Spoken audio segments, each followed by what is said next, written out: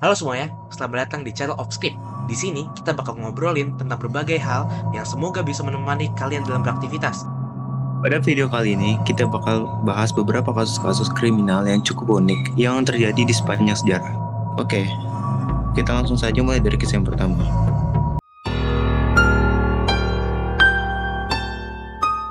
Oke, gue mulai cerita pertamanya. Bayangin, lu lagi jalan dan lu ketemu sebuah rumah tua di tengah ladang. Terus ketika lu masuk rumah itu, lu sadar bahwa perabotan di rumah itu bukan terbuat dari kayu ataupun plastik, tapi dari bagian tubuh manusia. Hah? Apa? Oke, itu gimana tuh maksudnya? Oke, ini adalah sebuah kasus tentang pembunuhan yang cukup legendaris nih di Amerika. Jadi ceritanya ada sebuah keluarga. Sang ayah namanya George Philip Gain. Sang ibu bernama Augusta Wilhelm dan anaknya bernama Ed Gain. Semoga gue nggak salah ya bacanya.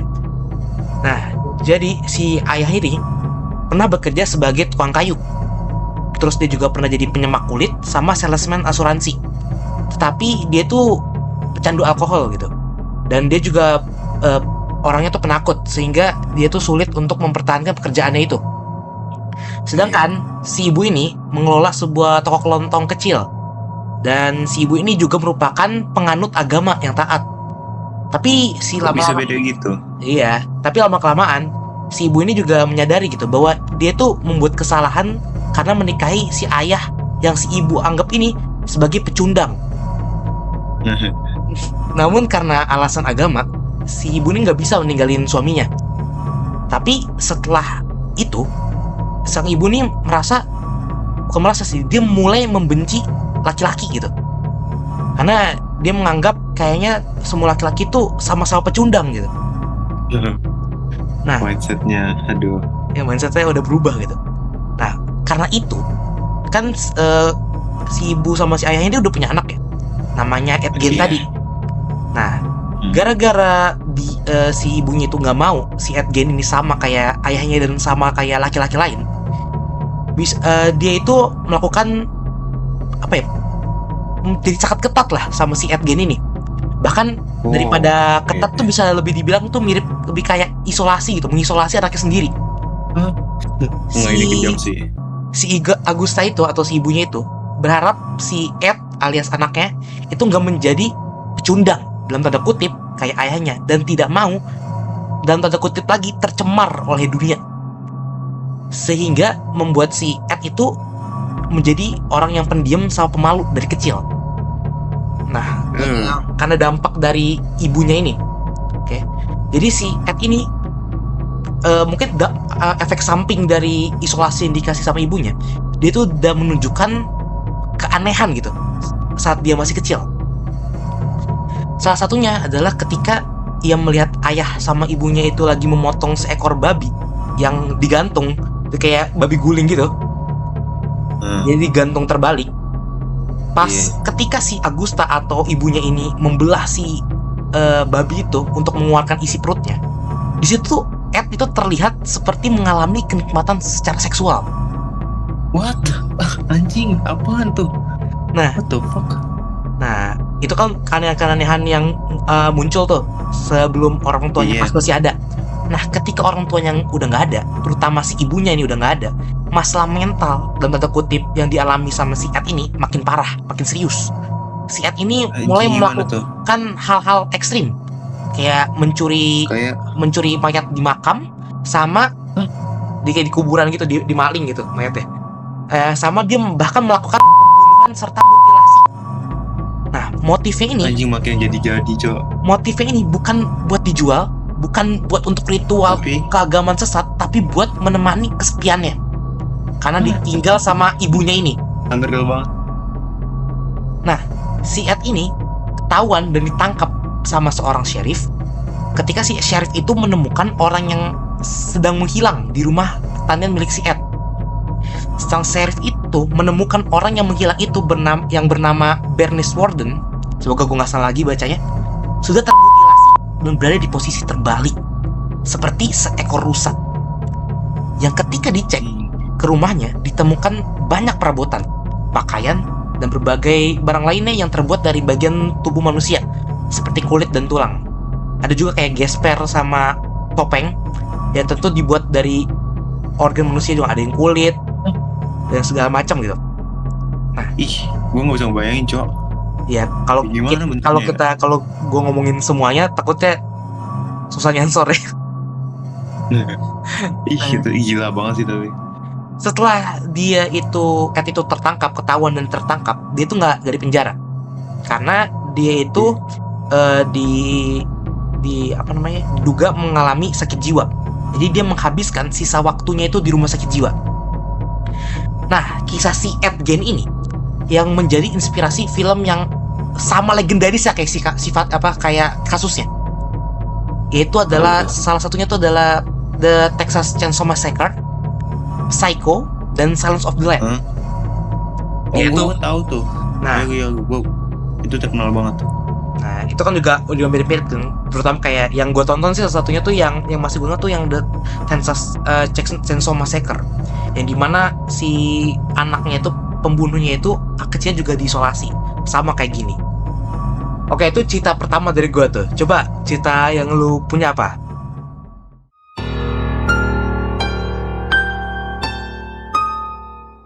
Oke, gara-gara ada cerita lu tadi, gue juga jadi keinget nih. Ada cerita yang bikin gue, tanda kutip, gue gak bisa tidur gitu. Apaan tuh?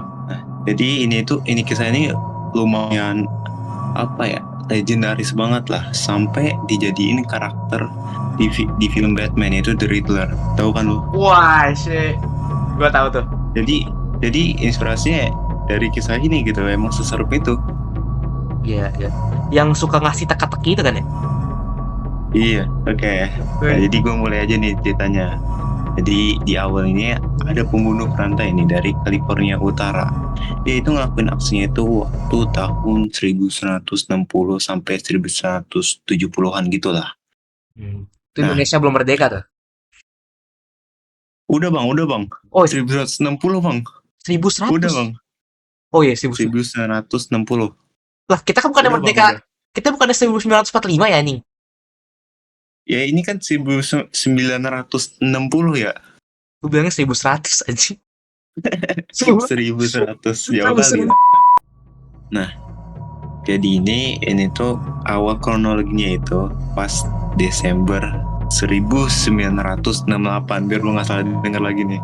Oke, maaf. Waktu pembunuh ini yang biasa disebut itu namanya ada Zodiac. Oh. Ini di kota Vallejo. Waktu itu kondisi lagi ya biasa-biasa aja lah. Di situ ada kayak remaja gitulah di mobil di tempat sepi, jadi udah parkir. Nggak tahu sih mau ngapain ya. Yeah. Nah, jadi nama remajanya itu ada, kita singkatin aja lah biar kita nggak kesusahan kayak lu tadi. Ada Betty dan David. Itu inget deh tuh. Yeah. Tapi tiba-tiba dia itu ketembak, dan setelah penembakan itu ada kayak dikirim surat lah ke kepolisian. Masalahnya kan biasanya kan orang itu kan ngirim surat itu kan pelaku ini korbannya kan. Korban. Ini pelaku yang ngirim loh. Oke. Aneh kan? Iya sih. Yeah. Terus awalnya itu dia itu dia kirim kayak kode-kode nggak jelas gitu loh. Oke. Kayak kode-kode nggak jelas yang bahkan polisi itu ini apa ini, nggak ngerti saya. Nah, dia itu ngira ya ini kasus-kasus biasa doang gitu kan. Nah, itu dia anggap remeh aja tuh ininya, surat-surat aneh tadi. Tapi pas Juli 1969 terjadi lagi nih, ada orang pemuda yang itu Brian dan Cecilia. Waktu itu dia itu lagi di danau, dan ya sama lagi kayak gitu.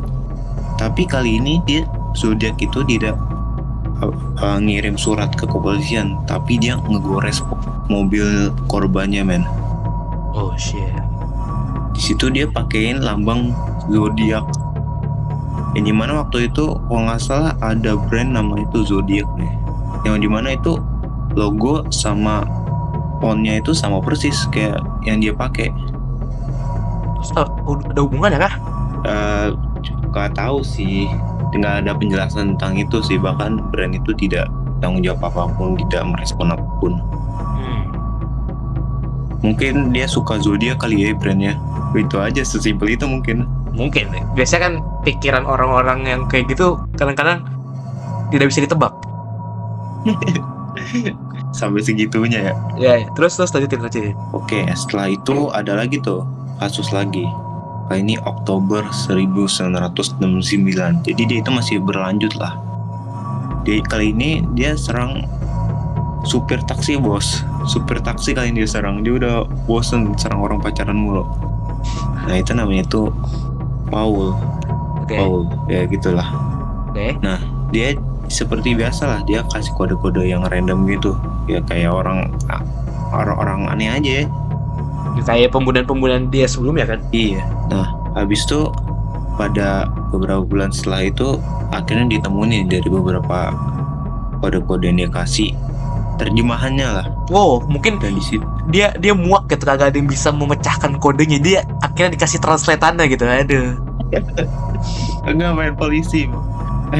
Gila juga ya. Teori baru nih. Bisa. Iya, siapa tahu dia kan ngasih translatannya kan, ngasih translatan kode-kode dia selama ini kan. Mungkin akhirnya ada yang pecah lah gitu lah. Mungkin dia muak gitu, nggak ada yang paham gitu kodenya. Dikasih translatannya sendiri. Bosannya kan. Iya. Ini mana yang nyari nih? Kok nggak muncul gitu? Seru gitu kalau pada nggak ngerti. Iya, Riddler kan lawannya Batman gitu, sesama pintar gitu. Ini lawannya nggak setara mungkin bagi dia. Iya. Oke, gimana tuh? Segitunya. Terus. Nah, tapi isinya ini loh men, bukan dia pas ngepecahin yang bikin viral itu. Isinya men, dia ngatain polisi, dia bilang kayak good luck ya buat nangkep gua. Soalnya yang di TV show yang selama ini mereka ngira orang tersebut ternyata bukan gitu. Oh, salah tangkap gitu kan? Orang sempet siarin di TV show. Tapi ternyata itu bukan dia. Gila kan? Good luck ya buat nangkep gua, nantangin dia. Di recall so. Ya, tapi masih sampai sekarang dia belum ketangkap tuh. Belum. Gila. Sampai sekarang nggak ada yang tahu siapa dia. Ngeri juga kan bos. Iya sih. Ya dia nunjukin itu kok dia itu nggak takut gitu sama polisi, dia nggak takut siapa gitu. Oke. Itu bikin penasaran sih. Iya kan. Dan pada akhirnya pas 2004 kasus ini resmi ditutup. Semisterius itu men. Udah nggak ada yang tahu tuh. Udah gitu aja. Oke. Gila. Oke, itu dua kisah dari kita yang secara kebetulan dua-duanya itu menjadi inspirasi dalam sebuah film ya.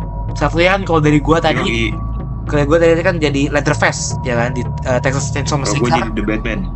Bukan dong, jadi Riddlernya.